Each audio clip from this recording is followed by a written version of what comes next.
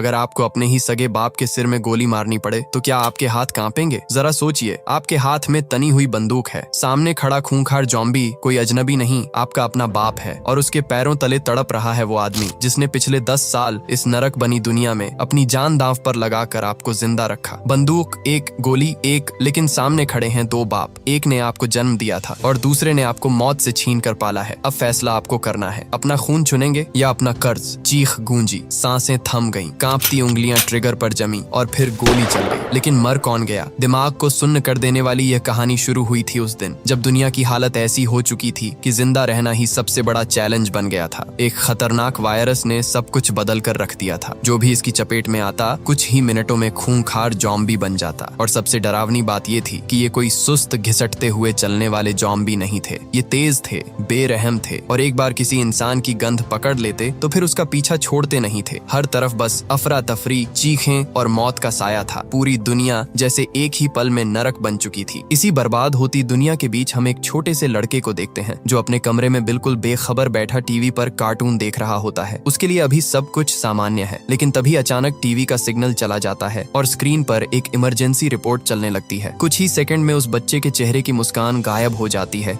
क्योंकि खबर में बताया जा रहा होता है कि पूरी दुनिया में एक बेहद खतरनाक वायरस फैल चुका है। जो भी इससे इन्फेक्ट हो रहा है वह बहुत कम वक्त में जॉम्बी जैसे राक्षस में बदल रहा है। एंकर बार बार लोगों को चेतावनी दे रहा होता है कि जो भी यह रिपोर्ट सुन रहा है वह तुरंत अपने लिए कोई सुरक्षित जगह ढूंढ ले। उस पल से साफ महसूस होने लगता है कि अब यह कहानी किसी आम मुसीबत की नहीं बल्कि पूरी दुनिया के खत्म होने की है। लड़का अभी यह सब समझने की कोशिश ही कर रहा होता है कि तभी ऊपर वाले कमरे से एक अजीब सी आवाज आती है। उसका दिल एकदम से सिमट जाता है। वह डरते डरते सीढ़ियां चढ़कर ऊपर जाता है और जैसे ही कमरे में झांकता है उसकी बड़ी बहन एबीगेल अचानक सामने आकर उसे डरा देती है। पता चलता है कि वह बस मजाक कर रही थी। कुछ पल पहले जो खौफ उसके चेहरे पर था वह थोड़ी देर के लिए राहत में बदल जाता है, लेकिन यह राहत बस कुछ ही देर की थी, क्योंकि अब दोनों अपनी माँ के कमरे की तरफ बढ़ते हैं और यहीं से उनकी जिंदगी हमेशा के लिए बदलने वाली है। जैसे ही दोनों माँ के कमरे तक पहुँचते हैं वहाँ का माहौल देखकर समझ आ जाता है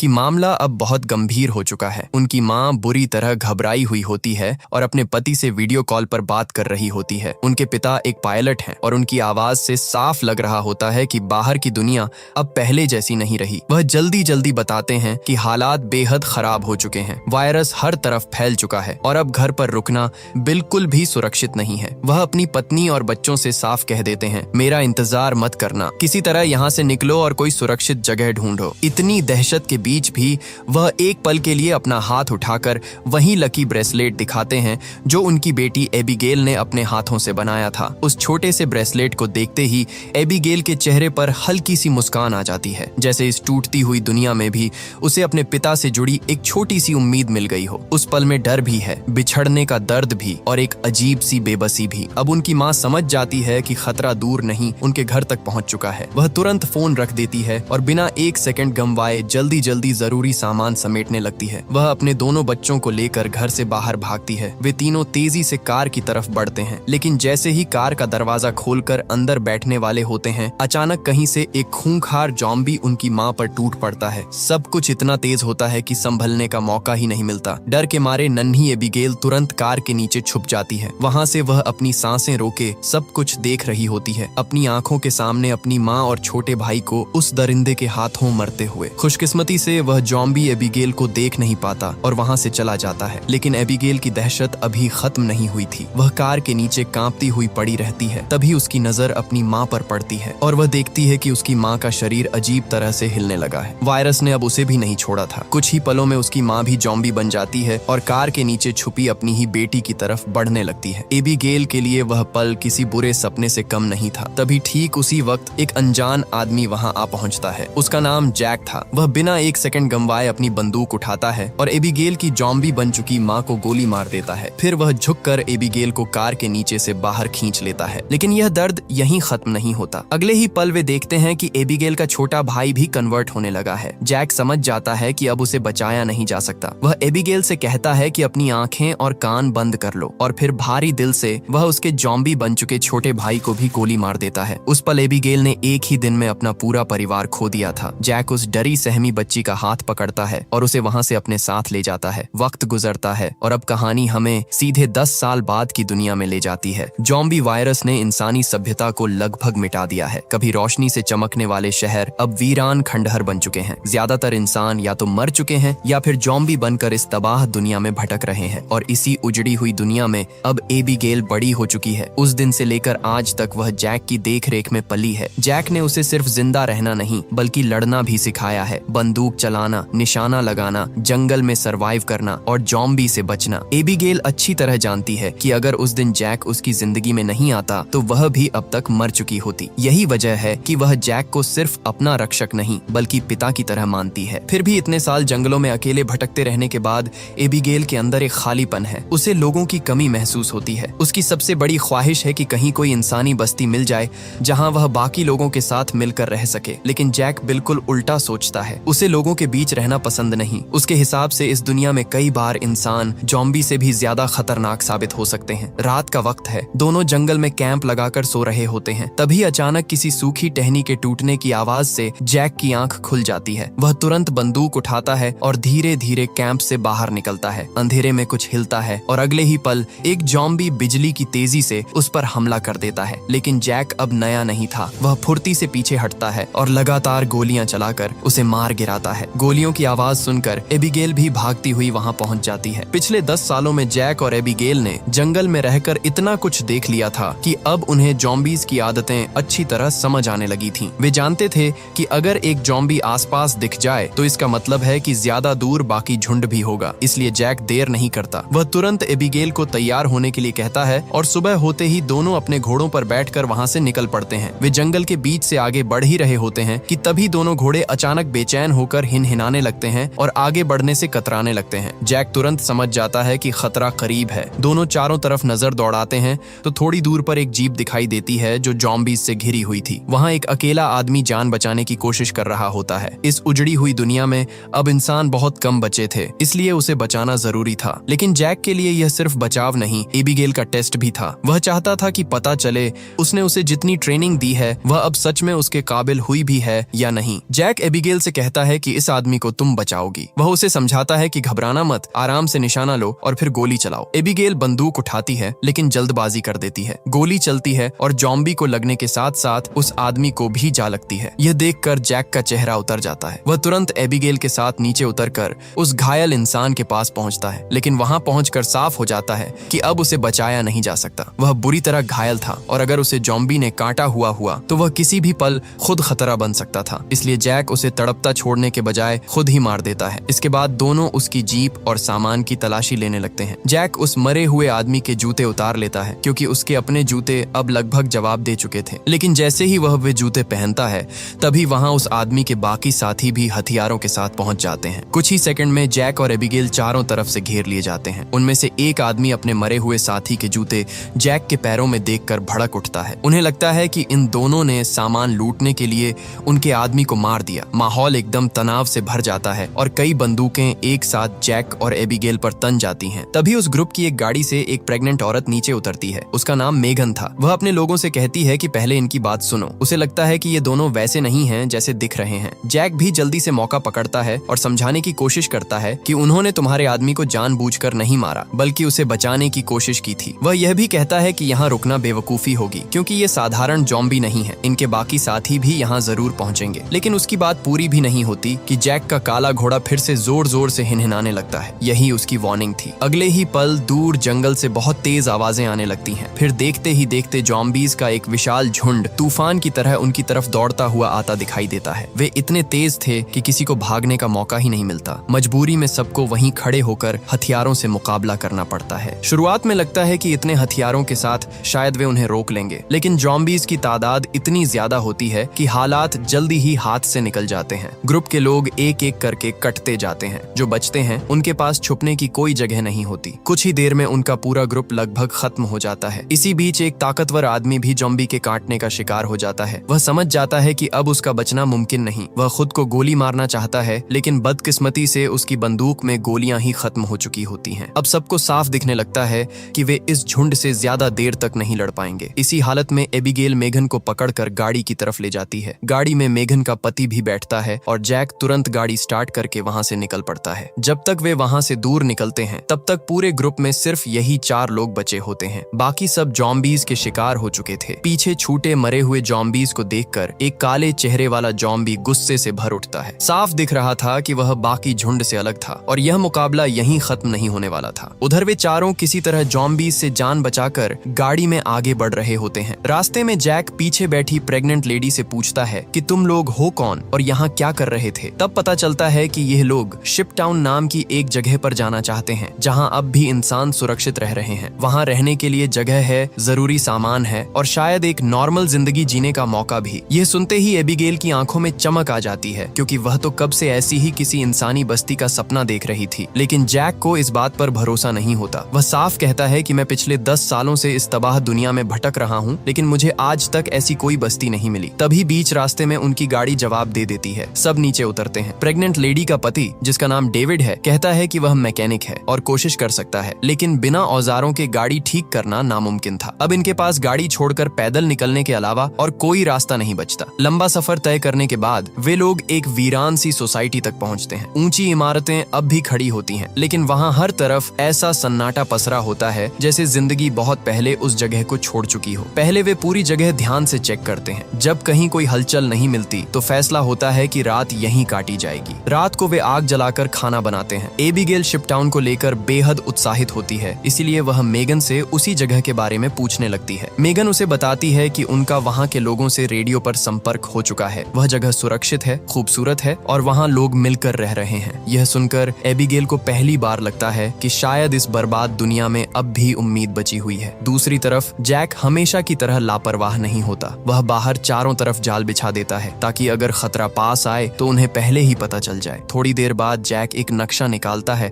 और सबको समझाता है कि वह मेगन और डेविड को कुछ दूर तक छोड़ेगा, लेकिन उसके बाद वह अलग हो जाएगा। बस यही बात एबिगेल को पसंद नहीं आती। वह जैक से बहस करती है कि डेविड अपनी प्रेग्नेंट पत्नी को अकेले सुरक्षित नहीं ले जा पाएगा, हमें उनके साथ चलना चाहिए। लेकिन जैक वही बात दोहराता है जो वह हमेशा कहता आया है, जहाँ लोग ज्यादा होते हैं खतरा भी वहीं ज्यादा होता है। एबिगेल को यह बात बिल्कुल पसंद नहीं आती और वह नाराज होकर वहाँ से चली जाती है। दोनों को जरा भी अंदाजा नहीं होता कि वह काले चेहरे वाला जॉम्बी उनकी छोड़ी हुई गाड़ी की गंध पकड़कर धीरे धीरे यहाँ तक पहुँच चुका है। अगली सुबह एबिगेल छत पर बैठी अपने बचपन की फोटो देख रही होती है। तभी नीचे पेड़ों की तरफ से हल्की सी सरसराहट सुनाई देती है। उसका चेहरा एकदम बदल जाता है। वह तुरंत समझ जाती है कि जॉम्बी यहाँ तक पहुँच चुके हैं। वह सबको चेतावनी देने के लिए नीचे भागती है, लेकिन बीच रास्ते में एक जॉम्बी उसके पीछे पड़ जाता है। एबिगेल सीढ़ियों की तरफ भागती है, खुद को बचाने की कोशिश करती है और सही मौका देखकर उसे जोरदार धक्का दे देती है। वह जॉम्बी नीचे जा गिरता है, लेकिन उस धक्का मुक्की में एबिगेल का बैलेंस बिगड़ जाता है और वह खुद भी नीचे गिरने ही वाली होती है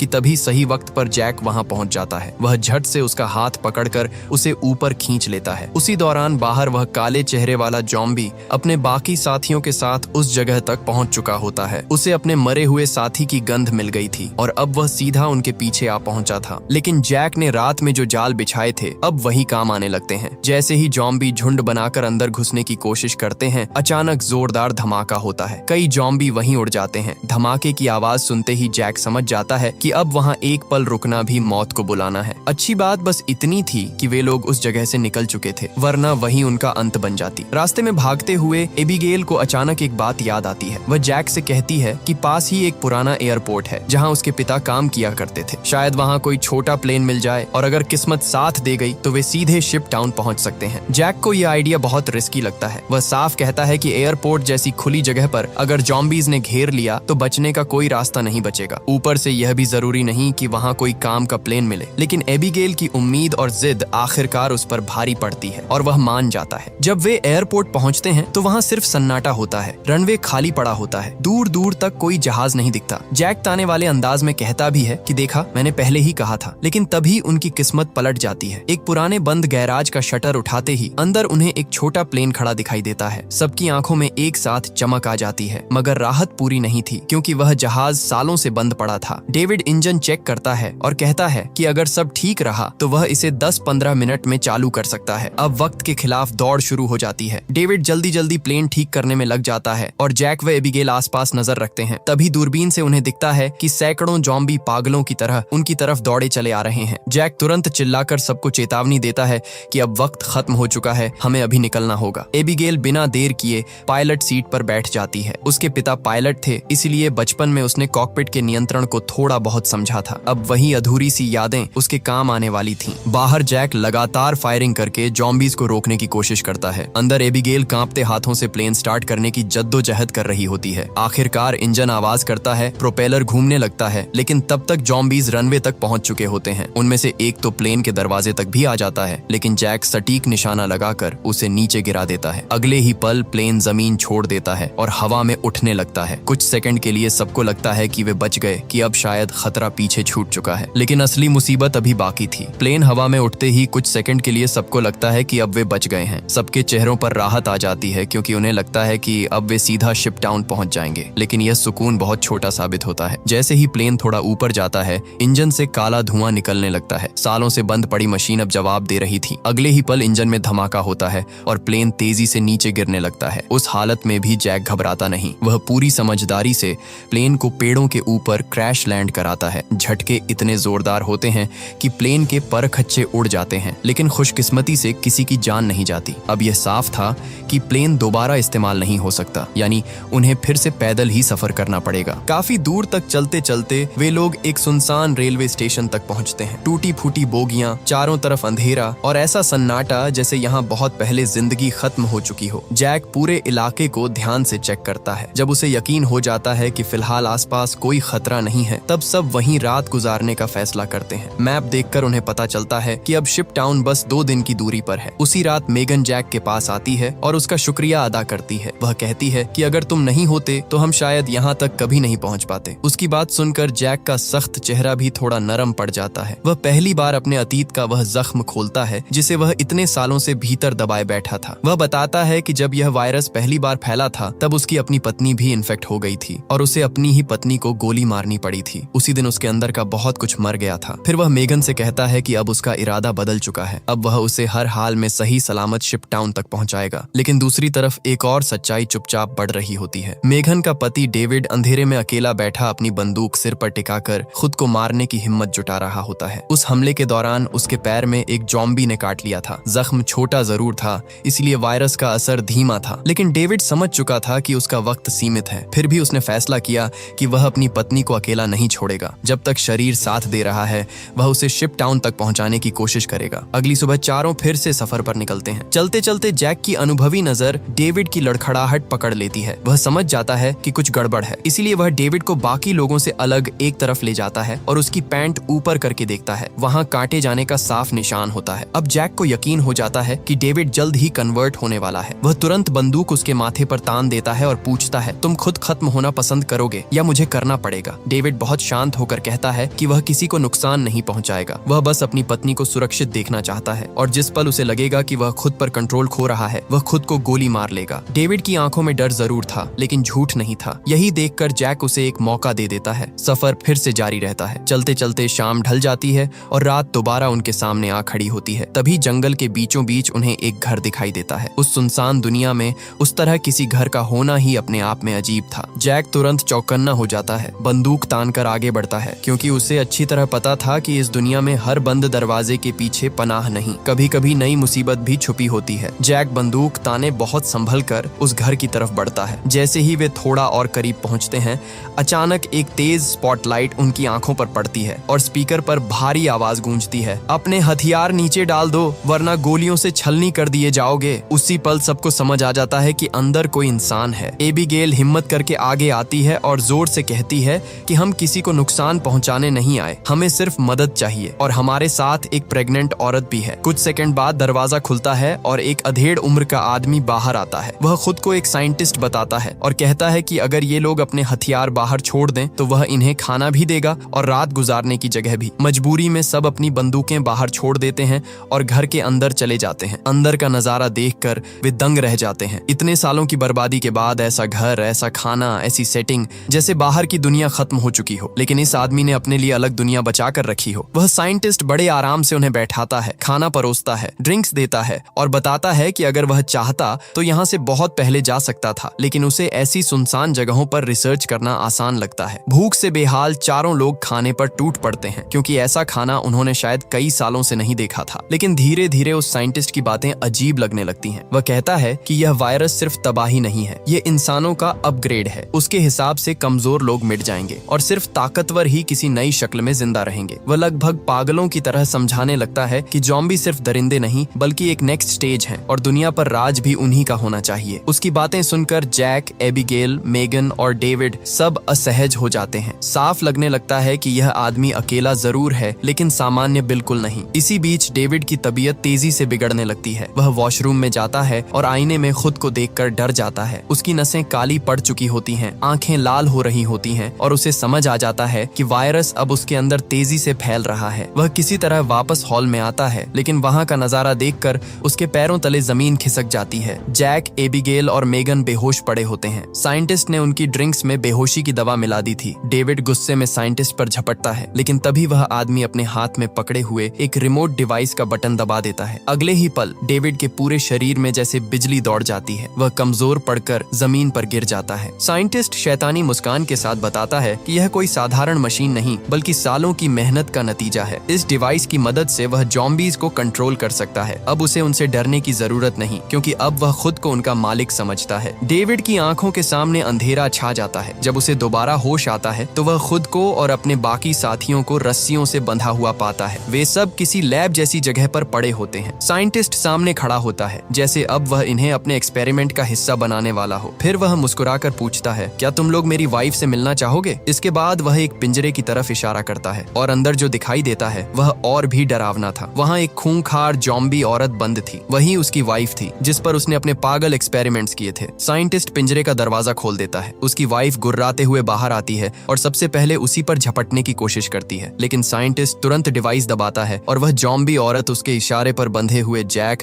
और बाकी लोगों की तरफ मुड़ जाती है। वह जैक पर हमला करती है लेकिन जैक उसे लात मारकर पीछे धकेल देता है। उसी पल डेविड के अंदर फैल चुका वायरस जैसे आखिरी बार उसकी मदद करता है। उसके शरीर में अचानक अजीब सी ताकत आ जाती है और वह एक झटके में अपनी रस्सियां तोड़ देता है। फिर वह बाकी सबको भी छुड़वा देता है। साइंटिस्ट ये देखकर घबरा जाता है और वहां से भाग खड़ा होता है। बिना एक सेकंड गंवाए ये चारों बाहर निकलते हैं। साइंटिस्ट की गाड़ी पकड़ते हैं और वहां से भाग जाते हैं लेकिन वह पागल आदमी इतनी आसानी से हार मानने वाला नहीं था। अपनी डिवाइस की मदद से वह फिर से ज़ॉम्बीज़ का झुंड इनके पीछे लगा देता है। आगे जाकर रास्ता बंद मिल जाता है इसलिए इन्हें गाड़ी छोड़कर पैदल भागना पड़ता है। अब डेविड अच्छी तरह जान चुका था कि उसका अंत करीब है। वह मेगन को आगे जाने के लिए कहता है और खुद पीछे रुककर ज़ॉम्बीज़ को रोकने का फैसला करता है। वह जानता था कि कुछ ही देर में वह खुद भी खतरा बन जाएगा, इसलिए वह अपनी पत्नी को कसम देकर जैक और एबिगेल के साथ आगे भेज देता है और खुद अकेला उन ज़ॉम्बीज़ से भिड़ जाता है। वह आखिरी सांस तक बहादुरी से लड़ता है लेकिन आखिरकार मारा जाता है। जैक मेगन को संभालते हुए आगे बढ़ता है और आखिरकार ये लोग उस जगह तक पहुंच जाते हैं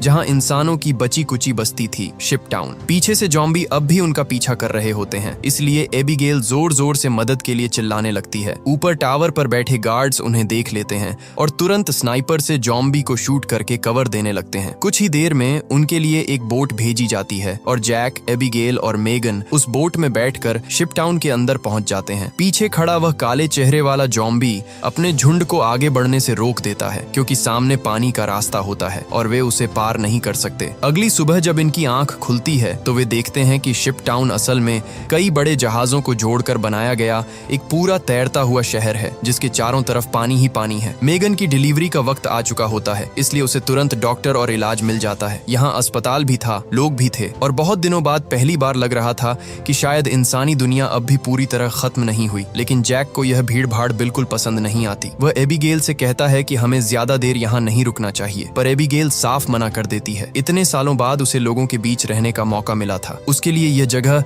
बस एक कैंप नहीं, एक सपना थी। इसी बात पर दोनों के बीच तेज बहस हो जाती है। जैक को यहाँ भी खतरा दिख रहा था और एबिगेल को आखिरकार जिंदगी। थोड़ी देर बाद एक डॉक्टर आकर बताता है कि मेगन ने एक बेटी को जन्म दिया है लेकिन ज्यादा खून बहने की वजह से उसके बचने की उम्मीद बहुत कम है। यह सुनते ही जैक का चेहरा उतर जाता है। वह तुरंत अस्पताल के कमरे में जाता है। मेगन बहुत कमजोर हो चुकी होती है। वह अपनी नवजात बेटी को जैक के हवाले करना चाहती है। उसकी बस एक ख्वाहिश होती है कि उसकी बेटी भी एबिगेल की तरह जिंदा बचे, बड़ी हो और किसी अपने के साथ रहे। जैक को अपनी मरी हुई पत्नी की याद आ जाती है और आखिरकार वह उस बच्ची को अपनाने के लिए हाँ कर देता है। दूसरी तरफ एबिगेल इस नई दुनिया को हैरानी और खुशी के साथ महसूस कर रही होती है। इतने सालों बाद उसने कब सोचा था कि लोग एक जगह इकट्ठा होकर बैठेंगे, संगीत चलेगा, लोग हंसेंगे, पिएंगे, नाचेंगे। वहीं उसकी मुलाकात एक खूबसूरत लड़के से भी होती होती है और धीरे धीरे उसका यहीं रुकने का इरादा और मजबूत होने लगता है। कुछ दिन बाद वह नोटिस करती है कि वह लड़का चुपके से एक गुप्त केबिन में जा रहा है। एबिगेल उसके पीछे पीछे वहां पहुंचती है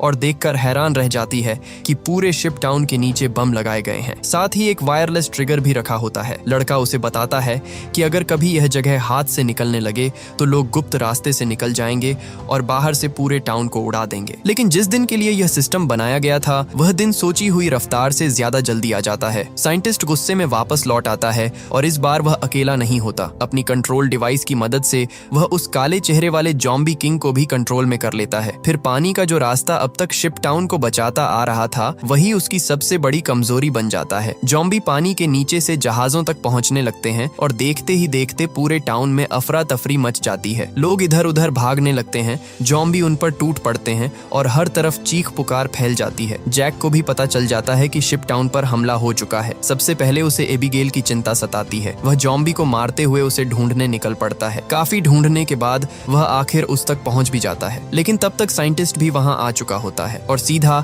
एबिगेल पर हमला कर देता है। एबिगेल को इस हालत में देखकर जैक गुस्से में साइंटिस्ट की तरफ दौड़ पड़ता है। तभी एक जॉम्बी बीच में आकर उसे धक्का देता है और वह नीचे टैंक जैसे हिस्से में जा गिरता है। साइंटिस्ट भी वहीं पहुंच जाता है। वह अब जैक से अपना हिसाब बराबर करना चाहता था, लेकिन जैक समझ चुका था कि साइंटिस्ट से लंबी लड़ाई का कोई मतलब नहीं। मौका मिलते ही वह साइंटिस्ट पर टूट पड़ता है और उसके हाथ में लगी कंट्रोल डिवाइस को दीवार से दे मारता है। डिवाइस टूटते ही साइंटिस्ट की पूरी ताकत खत्म हो जाती है। अब वह न जॉम्बीज को कंट्रोल कर सकता था न खुद को बचा सकता था। अगले ही पल वही जॉम्बी उस पर टूट पड़ते हैं और उसे जिंदा ही नोच डालते हैं। इधर अफरा तफरी के बीच बचे हुए लोग पहले से बने सीक्रेट रास्ते से भागने लगते हैं। सुरंग के रास्ते बहुत से लोग नदी के दूसरे किनारे तक पहुंच जाते हैं। बाहर वही हैंडसम लड़का खड़ा होता है जो जैक और एबिगेल के निकलने का इंतजार कर रहा था ताकि सही वक्त पर बटन दबाकर पूरे शिप टाउन को उड़ा सके। लेकिन अंदर अभी लड़ाई खत्म नहीं हुई थी। जैक और एबिगेल भागने की कोशिश कर ही रहे होते हैं कि तभी पीछे से वही काले चेहरे वाला जॉम्बी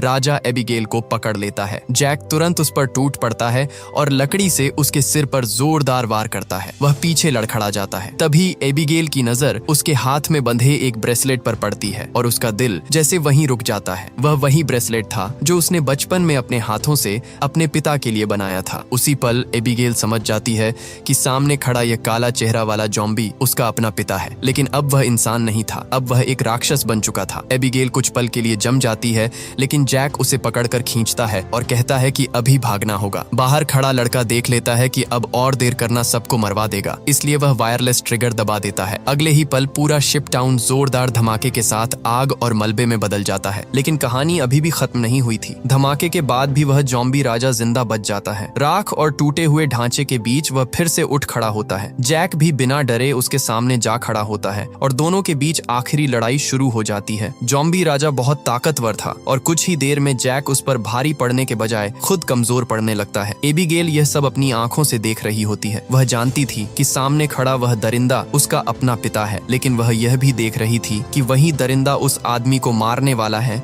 जिसने पिछले 10 साल तक उसे बेटी की तरह पाला है। उसी पल वह जमीन से बंदूक उठाती है। उसकी आंखों में दर्द भी होता है और फैसला भी। फिर बिना और सोचे वह सीधे उस काले चेहरे वाले जॉम्बी राजा को गोली मार देती है। गोली लगते ही वह वहीं ढेर हो जाता है। कुछ पल के लिए सब कुछ शांत हो जाता है। एबिगेल टूट चुकी थी, लेकिन उसने सही फैसला लिया था। अगर वह ट्रिगर नहीं दबता, अगर वह गोली नहीं चलती, तो वहां कोई भी नहीं बचता। इसके बाद जैक और एबिगेल एक दूसरे को गले लगा लेते हैं। पीछे बच गए कुछ लोग भी धीरे धीरे उनके पास आ जाते हैं। अब उनके पीछे राख हो चुका शिप टाउन था और सामने दूर समुंदर में एक सुनसान सी जगह, वहीं उनकी अगली उम्मीद बनती है। वे फैसला करते हैं कि अब वहीं एक नई इंसानी बस्ती बसाई जाएगी और इसी के साथ यह कहानी खत्म होती है।